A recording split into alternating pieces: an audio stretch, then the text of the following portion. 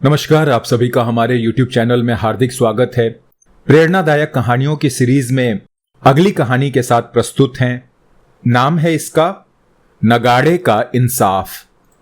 चीन के एक गांव में दो किसान मित्र रहते थे। दोनों बुजुर्ग हो चुके थे और उनकी आर्थिक स्थिति भी लगभग समान थी, अर्थात दोनों गरीब थे।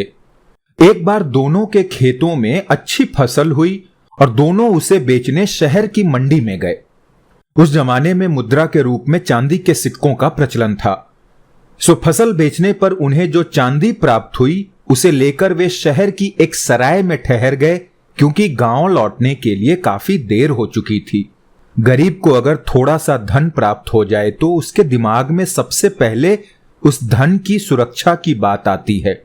यही उन दोनों बूढ़ों के दिमाग में भी आई। सोने से पहले उन्हें चिंता होने लगी कि अगर उनके सो जाने के बाद उनकी चांदी की मुहरें किसी ने चुरा लीं तो उन दोनों ने अपनी चांदी की मुहरें आपस में सलाह मशवरा करके अपने साथ लाई गई कलेवे की टोकरी में छिपा दी और उस टोकरी को एक तरफ रख दिया। उन्होंने सोचा कि अगर कोई चोर आया भी तो खाने पीने की टोकरी पर ध्यान नहीं देगा। साथ ही चोर को झांसा देने के लिए उन्होंने अपने गमछों में कुछ पत्थर के टुकड़े बांधकर अपने सिराहने रख लिए और सो गए। उन्होंने सोचा था कि चोर सोचेगा कि धन तो बूढ़े के सिराहनों पर रखा हुआ है और उसे ही चोरी करेगा। लेकिन वे गलत थे। जब वे आपस में सलाह मशवरा कर रहे थे तब उनकी बातें सराय के मालिक और उसकी पत्नी ने सुन ली थीं। उन्होंने छिपकर यह भी देख लिया था कि दोनों बूढ़ों ने असली रकम कलेवे की टोकरी में छिपाकर एक तरफ रख दी है। जैसे ही दोनों बूढ़े गाढ़ी नींद में सोए, वे कमरे के अंदर गए और टोकरी में रखी मुहरों की पुटलियां उड़ा ले गए। सुबह जब बूढ़े उठे तो उन्होंने पाया कि टोकरी में रखा उनका धन तो चोरी हो चुका है। कुछ देर तक दोनों दुखी होते रहे। फिर उन्होंने सोचना आरंभ किया कि उनकी मुहरें कौन चुरा सकता है। उन्होंने देखा कि उस रात उन दोनों के अलावा उस सराय में और कोई मुसाफिर न आया था न गया था। उन दोनों के अलावा उस सराय में रहने वाले केवल दो ही व्यक्ति थे, सराय का मालिक और उसकी पत्नी। बूढ़ों ने सीधे सराय के मालिक के पास जाकर पूछा, कल रात हमारी चांदी की मुहरें किसने चुराई? सराय के मालिक ने अनभिज्ञता प्रकट करते हुए कुछ इस तरह दिखाया जैसे वो इस घटना से बहुत आश्चर्यचकित हो। बोला, अरे ये क्या हो गया? आपकी चोरी हो जाना आपके लिए भले ही कुछ ना हो, मगर हमारे लिए तो यह बड़ी बदनामी की बात है। अगर हमारी सराय में चोरी की बात फैल गई तो फिर तो हमारी सराय में कोई ठहरेगा ही नहीं। इस चोरी का तो पता लगाना पड़ेगा। चलो हम शहर के हाकिम के पास चलते हैं। बूढ़ों को पूरा संदेह था कि सराय मालिक और उसकी पत्नी ने ही मुहरें चुराई हैं, किंतु पक्का सबूत न होने के कारण स्पष्ट नहीं कह पा रहे थे। खैर, चारों मिलकर हाकिम के पास पहुंचे। हाकिम ने दोनों बूढ़ों की, फिर सराय के मालिक और उसकी पत्नी की बात सुनी, पर उनकी बात सुनकर वो किसी नतीजे पे नहीं पहुंच पाया। हाकिम का एक मित्र था, उसका नाम था फान चियांगशान। फान बहुत ही तीक्ष्ण बुद्धि वाला व्यक्ति था। हाकिम अक्सर पेचीदे मामलों में उससे सलाह लेता रहता था। इस मामले में भी उसने फान से सलाह लेना ही मुनासिब समझा। फान ने दोनों बूढ़ों और सराय मालिक तथा उसकी पत्नी की बातें सुनी, फिर बोला, आप लोगों के मामले में मेरी समझ में कुछ नहीं आ रहा है। आपका फैसला तो अब केवल हमारे मंदिर का नगाड़ा ही कर सकता है। नगाड़े की बात सुनकर चारों फरियादियों के साथ साथ हाकिम भी चकित रह गया। हाकिम बोला, जो मामला मेरी और तुम्हारी समझ में नहीं आया उसका फैसला भला एक बेजान नगाड़ा क्या देगा? फान बोला, यह कोई आम नगाड़ा नहीं है, बल्कि दैवीय शक्तियों से युक्त नगाड़ा है। इसमें से जो भी सच बोल रहा है उसकी फरियाद सुनकर नगाड़ा अपने आप बज उठेगा, जबकि झूठ बोलने वाले के सामने नगाड़ा नहीं बजेगा। हाकिम को नगाड़े वाली तजवीज बिल्कुल समझ नहीं आई, फिर भी चूंकि उसे अपने मित्र पर विश्वास था इसलिए उसने फान को इजाजत दे दी। फान ने सबसे पहले दोनों बूढ़ों से कहा कि वे कल सुबह मंदिर से अपने कंधों पर नगाड़े को उठाकर हाकिम के दफ्तर तक लेकर आए। मरते क्या न करते, बेचारे दोनों बूढ़े अगली सुबह मंदिर पहुंचे और अपने कंधों पर नगाड़ों को उठाकर ले जाने लगे। नगाड़ा आकार में जितना बड़ा था उसकी अपेक्षाकृत काफी भारी था। उसे कंधों पर उठाकर वे आधे रास्ते में ही बुरी तरह थक गए। उन्होंने नगाड़े को जमीन पर रख दिया और आपस में बातें करने लगे। एक बूढ़ा बोला, भाई हमारे पैसे तो गए ही, ऊपर से इस नगाड़े को ढोने की आफत और आन पड़ी है। दूसरा बूढ़ा बोला, सच कहते हो भैया, न जाने कौन सी घड़ी में हम अपनी फसल बेचने निकले थे। मुझे तो कुछ समझ में ही नहीं आ रहा है। अब घर वालों को जाकर क्या जवाब देंगे? पता नहीं कौन कमबख्त हमारी पूरी कमाई ले गया। पहला बूढ़ा बोला, मुझसे तो अब इसे और नहीं ढोया जाता। मैं तो हाकिम को यहीं बुला लाता हूं और उसे कहता हूं कि नगाड़े से जो भी पूछना है भैया यहीं पूछ लो। इतना कहकर वो हाकिम को बुलाने के लिए चल दिया। हाकिम ने आके नगाड़े से पूछा, बता नगाड़े, ये दोनों बूढ़े सच्चे हैं या झूठे? हाकिम के इतना कहते ही नगाड़ा अपने आप बज उठा। हाकिम समझ गया कि बूढ़ों के पैसे सचमुच चोरी हुए थे। अब उसके सामने समस्या ये थी कि पैसे आखिर किसने चोरी किए थे। शाम के वक्त फान ने सराय मालिक और उसकी पत्नी को हाकिम के दफ्तर में बुलाया और कहा, हां, तो कल सुबह तुम दोनों को मंदिर से नगाड़े को अपने कंधे पर उठाकर हाकिम के दफ्तर तक लाना है। अगली सुबह सराय का मालिक और उसकी पत्नी नगाड़े को कंधे पर उठाकर हाकिम के दफ्तर की ओर चल पड़े। नगाड़ा पिछले दिन की तरह ही काफी भारी था। कुछ ही देर चलने पर दोनों की सांस फूल गई। आखिर उन्होंने नगाड़े को उतारकर एक ओर रख दिया और बतियाने लगे। सराय मालिक ने बोला, यार हमने बूढ़े के पैसे चुराकर सचमुच गलती की। अब ये नगाड़ा हमारी सारी पोल खोल देगा। पत्नी बोली, क्यों ना हम इस नगाड़े को यहीं फोड़ दें, फिर हम हाकिम से कह सकते हैं कि फूटा नगाड़ा हमारे सच की गवाही देने के लिए आखिर कैसे बजेगा। सराय मालिक बोला, हां तुम ठीक कहती हो। इतना कहकर उसने एक नुकीला पत्थर नगाड़े को फोड़ने के लिए उठाया, किंतु इससे पहले ही वो नगाड़े को फोड़ता, नगाड़े का आवरण उठाकर उसके भीतर से फान प्रकट हुआ और बोला, नगाड़े ने सच जान लिया है, तुम दोनों ने ही बूढ़ों के पैसे लिए हैं। फान को देखते ही सराय मालिक और उसकी पत्नी के होश उड़ गए। जैसे तैसे वे अपने आप को संभालकर फान के पैरों में गिर पड़े और कहने लगे, हम बूढ़ों के पैसे वापस करने को तैयार हैं, किंतु हमें अपयश और सजा से बचा दीजिए। हम आइंदा ऐसी गलती कभी नहीं करेंगे।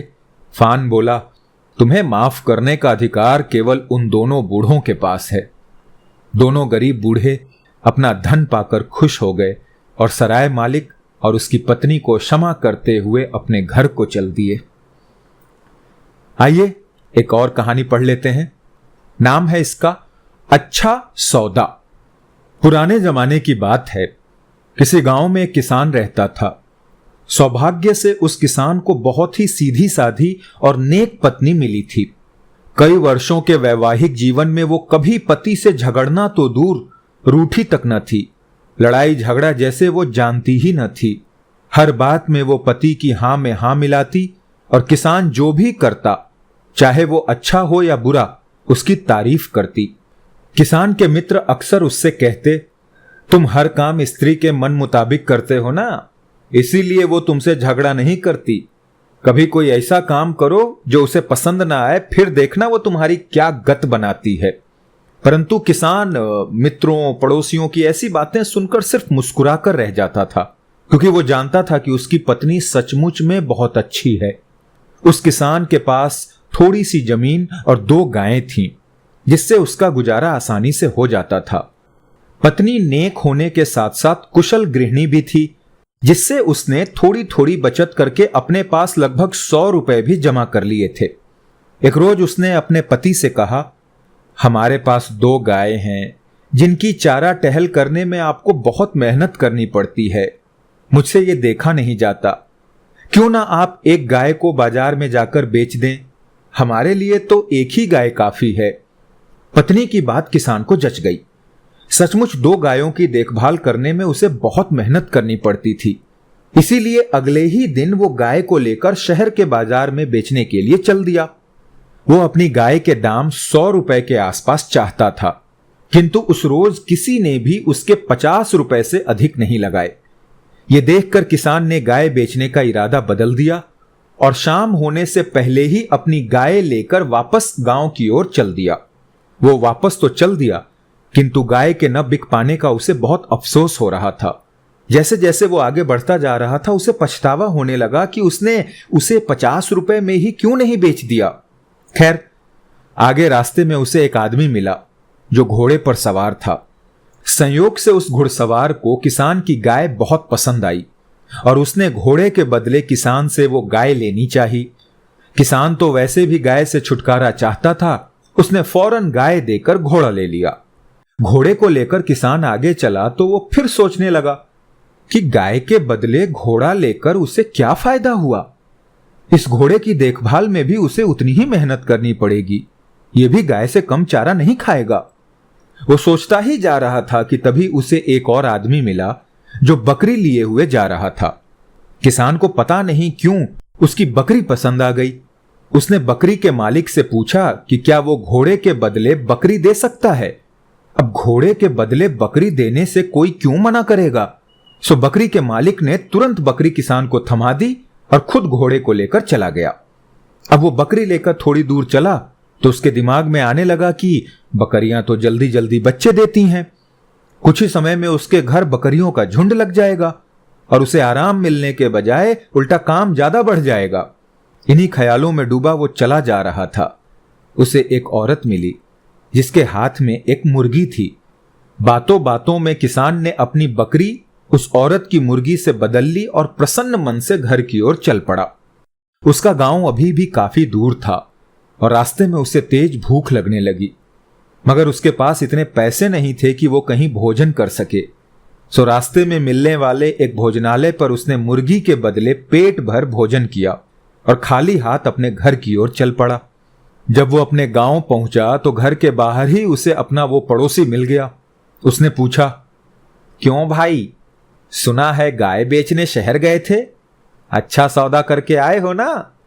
किसान ने उसे पूरे दिन का ब्यौरा सुना दिया और कहा कि गाय भी चली गई और वो खाली हाथ घर लौट आया है। ये सुनकर पड़ोसी बोला, ये तुमने क्या किया भाई? अब ये बात तुम अपनी पत्नी को जाकर कैसे बताओगे? जब उसे पता चलेगा कि तुम खाली हाथ घर लौटे हो तो वो आसमान सिर पर उठा लेगी, तुमसे झगड़ा करेगी। हो सकता है 2-4 दिन तुम्हें भोजन भी ना मिले। किंतु किसान पड़ोसी की इन बातों से बिल्कुल भी चिंतित नहीं हुआ। बोला, मेरी पत्नी झगड़ा करने वालियों में से नहीं है।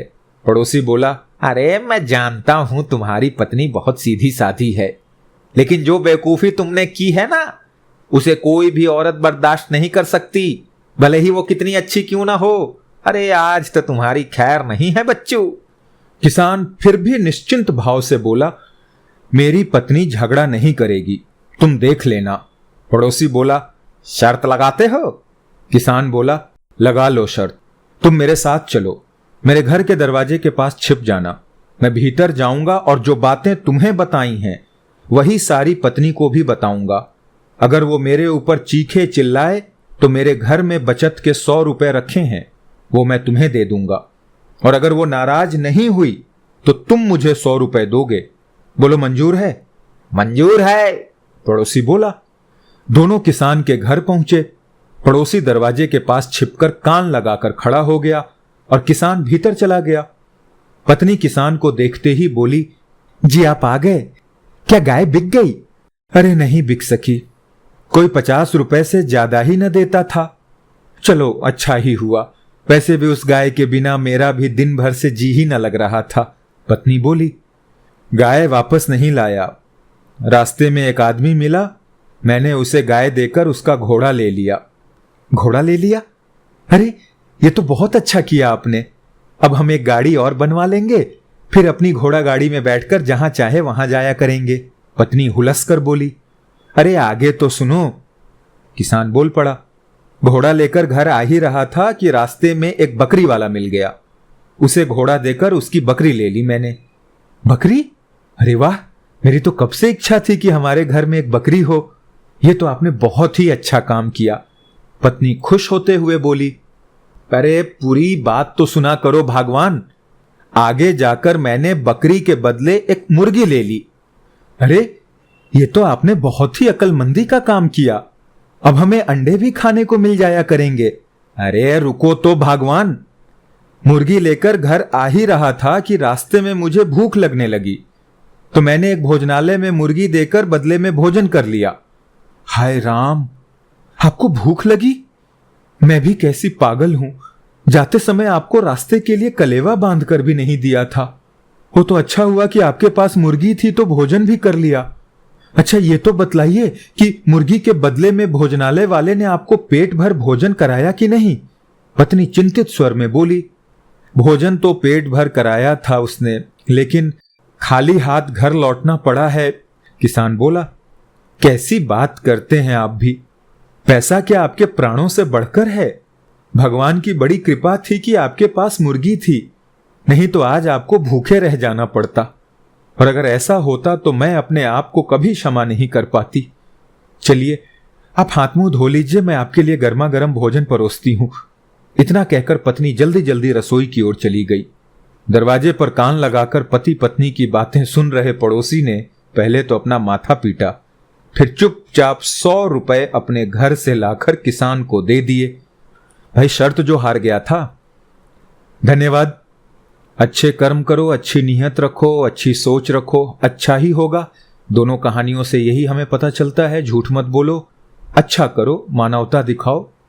खुश रहिए। मुलाकात होगी अगले वीडियो में। जय हिंद।